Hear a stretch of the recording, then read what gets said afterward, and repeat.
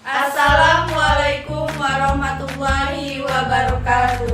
Perkenalkan, kami dari kelompok anatomi tentang panca indera. Di sini kami akan menjelaskan materi tentang panca indera. Sebelum kami menjelaskan, kami akan memperkenalkan diri terlebih dahulu. Perkenalkan, saya Widiawati.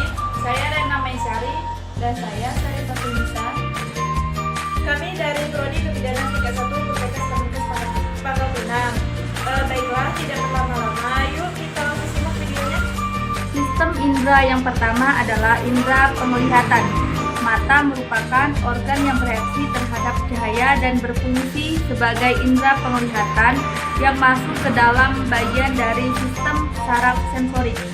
Adapun struktur indera penglihatan yang pertama kornea, yang kedua pupil, yang ketiga iris, yang keempat retina, yang kelima sklera, yang keenam lensa mata, yang ketujuh saraf optik, yang kedelapan koroid, dan yang terakhir titik buta.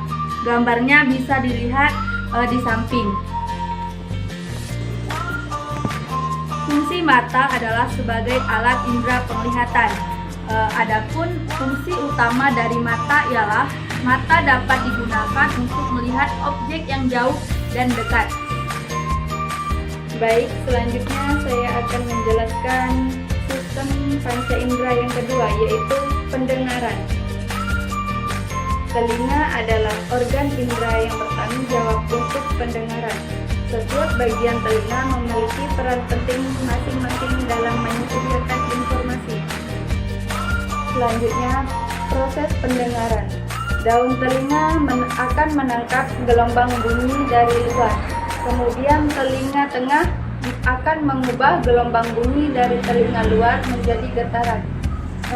Selanjutnya getaran diperkuat dan diteruskan ke telinga bagian dalam untuk diubah menjadi impuls saraf. Kemudian impuls saraf diteruskan ke otak sehingga kita bisa mendengar dan mengerti maksud dari suara tersebut. Gambarnya bisa dilihat. Bagian telinga terdiri dari 3. Yang pertama telinga luar, yang kedua telinga tengah, dan yang terakhir telinga dalam. Telinga juga berperan dalam menjaga keseimbangan tubuh yang terdiri dari 2 komponen, yaitu yang pertama keseimbangan statis, yaitu kemampuan tubuh untuk menjaga keseimbangan pada posisi tetap atau berdiri. Kemudian keseimbangan dinamik, yaitu kemampuan untuk mempertahankan keseimbangan ketika bergerak. Baiklah, yang selanjutnya yaitu yang ketiga, indera penciuman atau smell sense.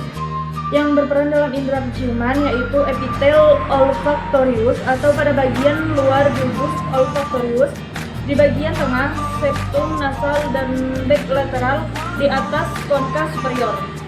Kemudian nervus olfactorius atau saraf kranial ke-1, yaitu serabut sarafnya muncul pada bagian atas selaput lendir hidung.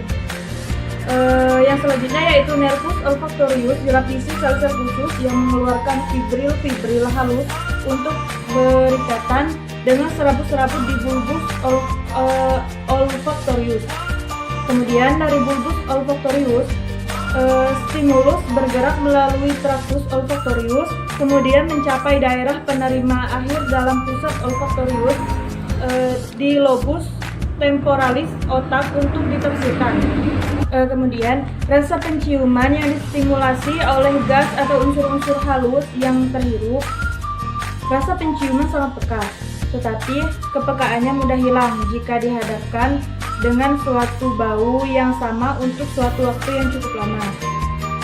Rasa penciuman dipengaruhi oleh selaput lendir hidung yang sangat kering, sangat basah atau membengkak, misalnya orang yang terserang penyakit pilek.